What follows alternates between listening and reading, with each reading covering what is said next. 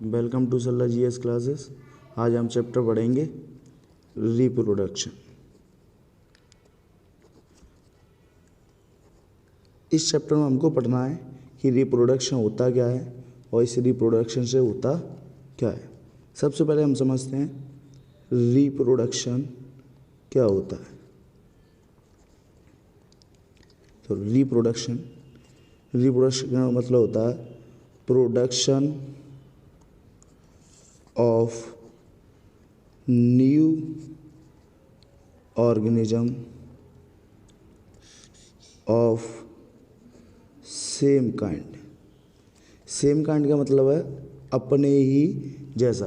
तो अपने जैसे बच्चे को जन्म देना, उसी को क्या बोलते हैं? रिप्रोडक्शन बोलते हैं। अब रिप्रोडक्शन तो हमको समझ में आ गया कि production of new organism of same kind is called reproduction. लेकिन इस रिप्रोडक्शन की ज़रूरत क्या पड़ी?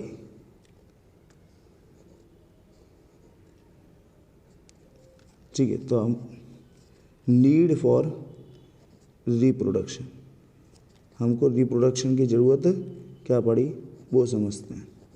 तो रिप्रोडक्शन क्या करता है? It maintains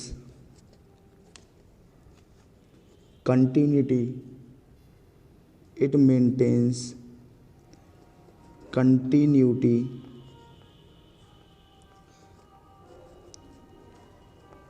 of species. ये स्पीसीज को कंटिन्यूटी बनाए रखता है। कंटिन्यूटी का मतलब है जैसे कभी कोई स्पीसीज ख़त्म ना हो, तो ये स्पीसीज को कंटिन्यू बनाए रखता है। तो reproduction maintains the continuity of species. अब हम पढ़ते हैं मोड्स ऑफ रिप्रोडक्शन। रिप्रोडक्शन कितने तरह के होते हैं? तो रिप्रोडक्शन जो है वो होते हैं टू टाइप्स के। सबसे पहले एसेक्सुअल रिप्रोडक्शन,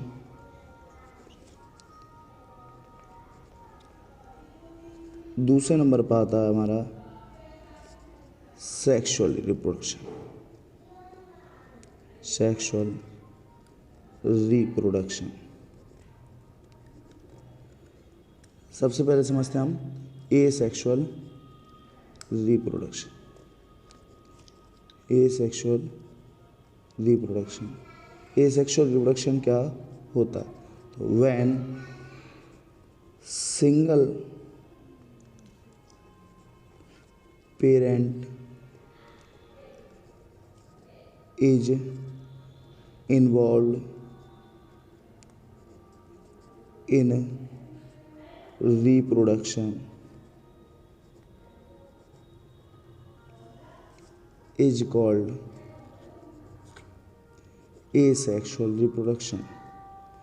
जब किसी रिप्रोडक्शन में सिंगल पेरेंट इन्वॉल्व होता है तो उसी को हम क्या बोलते हैं? एसेक्सुअल रिप्रोडक्शन बोलते हैं।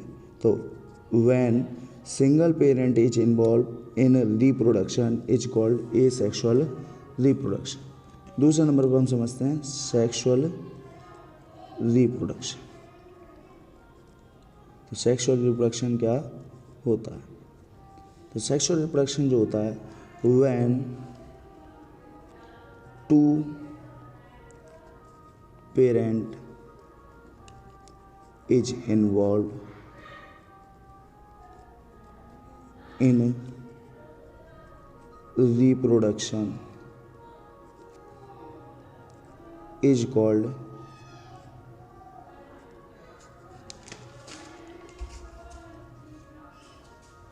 sexual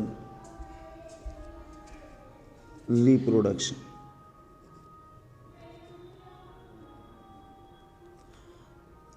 नोट्स या तो आप लोग खुद बना सकते हो या फिर इन पेजों का जो है स्क्रीनशॉट लेकर आप अपने मोबाइल में सेव कर सकते हो, जिससे आप